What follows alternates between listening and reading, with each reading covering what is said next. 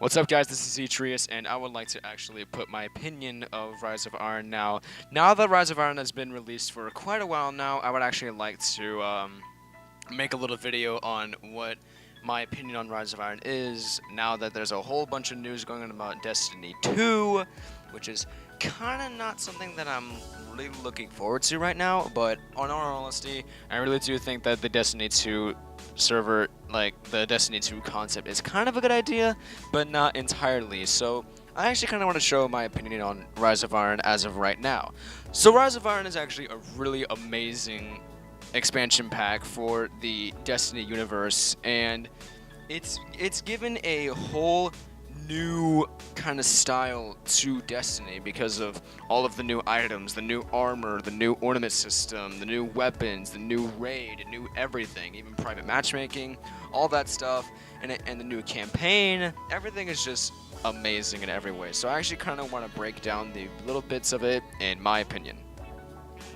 So the story campaign, in my opinion, is one of the most cooler things because it actually shows a new enemy, a new area in old Russia that you can go back to and look at all over again. And there's a new type of there's a new enemy faction, there's new bosses, there's a new strike, there's a whole bunch of cool stuff. And it's honestly really good in my opinion. And the campaign.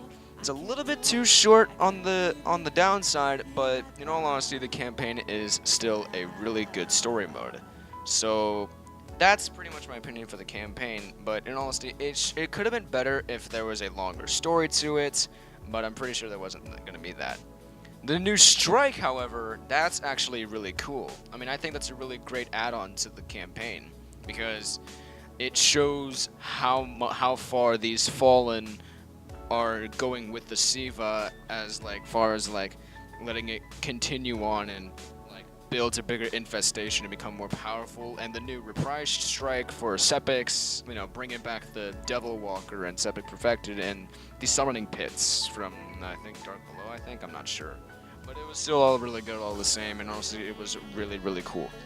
Next, I want to talk about the Wrath of the Machine raid. The raid, in my opinion, is so well thought of, and being able to go on top of the wall that we've always wanted to go to for so long is now available. But having this giant death Zamboni at the top of the wall and then going crashing back down to the bottom is pretty amazing in my opinion, and that's actually a really cool kind of twist to it, so that's actually really nice and all that. But it's still really cool. I'm not gonna lie. And it's really cool. Next, I want to talk about the Archon's Forge. The Archon's Forge is kind of like the Dreadnought on in the Court of Oryx on the Dreadnought, using the reciprocal runes, the antiquated runes, the other runes and all that stuff. Using to actually summon bosses that everyone can fight when they're in the area. And I really think that adding the Archon's Forge into it's really cool too. The artifacts with that are really cool too. I mean, having nearby people, if your super's full and you can make their super charge faster, they're near you. Meleeing enemies would be really meleeing enemies, and they can turn to your side, or infinite sprint. It's really cool.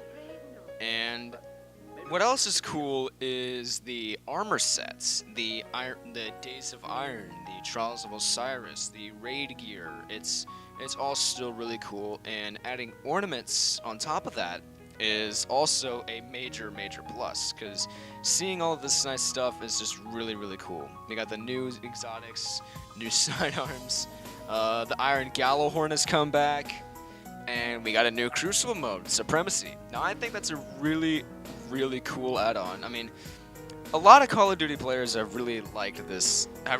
Really do enjoy this kind of game mode. I think it's Kill Confirmed. I forgot what it was called. Kill Confirmed, I think.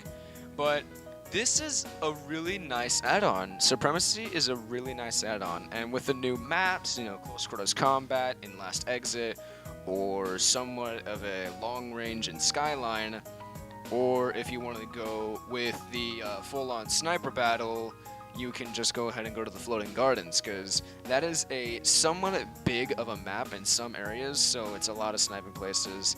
And what's better about these Crucible things that you can have private matchmaking. Private matchmaking is actually really cool in my opinion, and all honesty, Destiny Rise of Iron is amazing. Now, this footage right here is actually me going on about the new the Gjallarhorn exotic quest. Now, you know how in Year 1 and Year 2 there are quest lines that you have to do to get certain exotic weapons. This quest line that I was actually doing right now on my Night Stalker was supposed to be for the Gjallarhorn.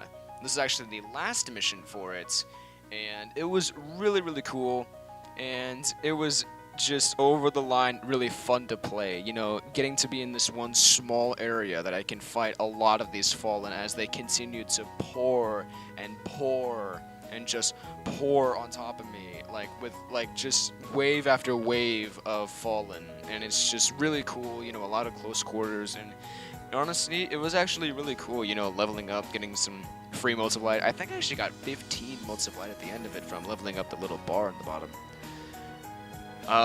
But then you also have the other exotic quests like the Thorn and the Gustav and the Outbreak Prime, which you actually have to do the raid for. And I still haven't gotten the stuff for the Outbreak Prime yet. All I got was like this small Siva engine tech thing that I gave to Shiro, and it gave me 3,000 glimmer. I was like, ooh, did I get a quest line? Did I get a quest? And I went back to the Iron Temple, and it was nothing but glimmer. And I was like, God. But in all honesty, this is footage of me doing the new Iron Gjallarhorn. The Gjallarhorn quest, the original white and gold Gjallarhorn, not the Iron Gjallarhorn, which is black and silver, which is actually really cool in my opinion. The black and silver really fits it. And as you can see, I had the Memory of Temur, which actually, when I meleeed that Vandal right there, he's not shooting me, and his game attack is blue, and he was shooting the enemies. And it was just, those memories are really, the new artifacts are really cool, and that was a little bit of footage of it. And this is me killing all the Fallen and not being in the small area that I'm supposed to be. I kept running back into the room, and the time kept stopping, and all that stuff. And finally, at the end of it, when it was fully repaired, I finally got the Iron Gjallarhorn, and my reaction to this was simply priceless. I have to admit, I screamed like a baby, because this is the first time I've ever gotten the G-Horn, the legendary, the legend of Destiny. This is the first time I've actually gotten the Gjallarhorn. What I did first time is I actually went in, when I first logged into Destiny after pre-ordering, I actually got the Iron Gjallarhorn from the Postmaster, and I was like, why is it only 3 attack? And I was like, ugh, why? And I realized it was supposed to be for infusing, and it was still really cool, and I still got the Iron Gjallarhorn. So this is actually footage of me using the original Gjallarhorn, the Year 3 version, and all in its glory. And what I did here was I went to my inventory and switched to the Iron Gjallarhorn, which is at 340, not 350, but look at this thing. That is so cool looking. And just 1, 2... Dude, I just love this rocket. It's just, I love this launcher. It's so cool. 3, 4, and more. There you go. 5, 6. It did not take that many rockets. It took a full clip of the G-Horn, and then the full clip of the Iron Gjallarhorn. And I switched back to the original G-Horn because I wanted to keep switching in between them. And look at that. 7, no, that was 8, and one more. Oh no, that was 8 total. Right. It was 8 total rockets from the Gjallarhorn, and I killed that double walker. And I didn't even hit any vital parts, I just hit the front. And I'm still just going on here, just smashing everything. And this footage is actually from my update video that I posted not too long ago. And right here is me actually getting the new Rise of Iron Trials gear.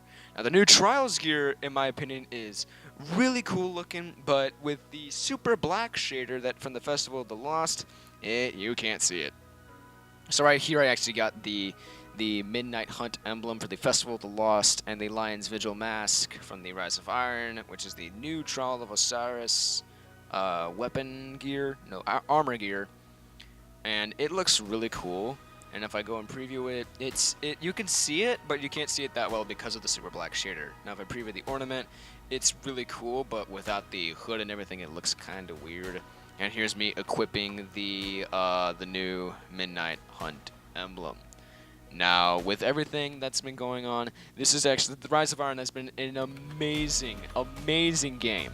And it's just been really cool in my opinion, so I honestly do think that going and grabbing this is, it's a pretty good must. It's a pretty good must, because if you haven't played the original Destiny, or the House of Wolves, or Dark Below, or the Taken King, if you haven't done any of that, then I have to admit you have to get those originally so you can actually understand like most of the stuff in Rise of Iron. But Rise of Iron's kind of a different storyline from everything, but in all honesty, it's really cool. And if you haven't actually played the Rise of Iron not too long ago, then you would understand that Lord Saladin, which is the main character I would say, is actually the leader of the Iron Banner that was there not too long ago. Now,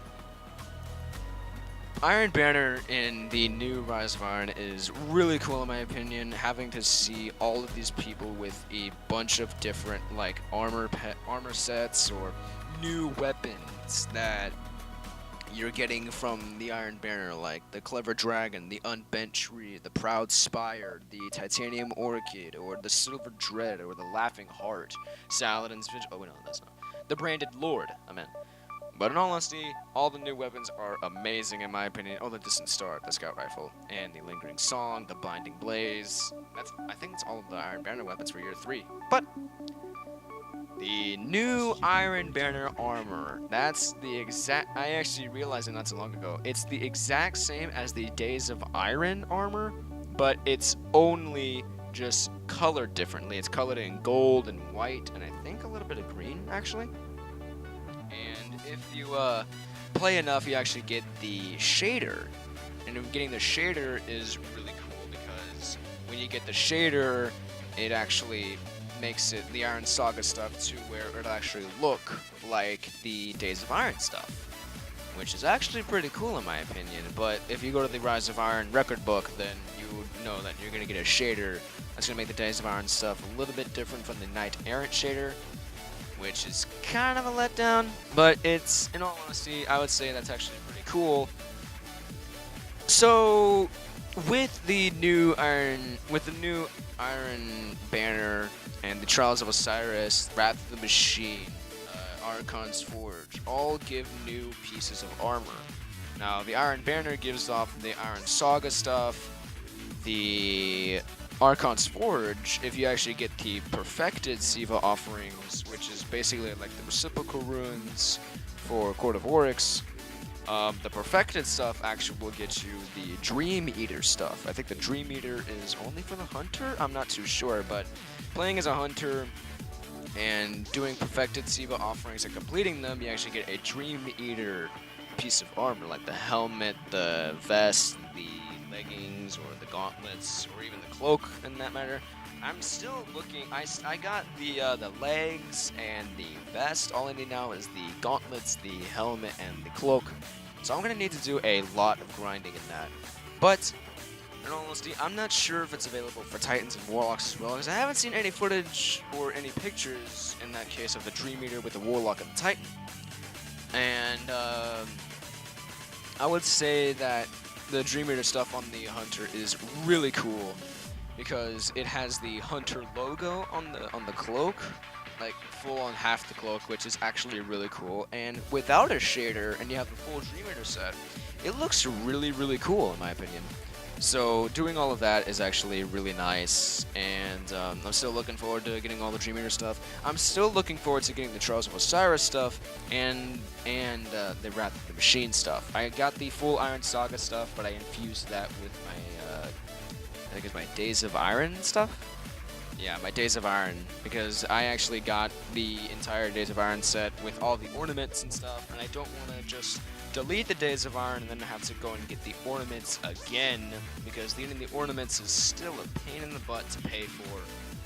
But getting the Days of Iron stuff, I really just want to keep those on And if I get any Trials gear, or any Raid gear, or any Dream Eater stuff, I'm going to try to keep all of those, just to make sure that I can actually keep everything and nothing else, like, goes away, because I actually kind of want to show you guys what my progress is on the Rise of Iron. So, that's pretty much my opinion on Rise of Iron right now. I have to admit that all this is really cool, and it's definitely a must-play. In my opinion, it's definitely a must-play, so go ahead and go get yourself a copy of a Rise of Iron for Destiny, if you haven't already. And that's pretty much it for this video, so leave a like if you agree with my opinion, or leave a comment on why you disagree with my opinion, or if you have something else that you want to mention. And as always, till the next video that I make, I'll be seeing you later.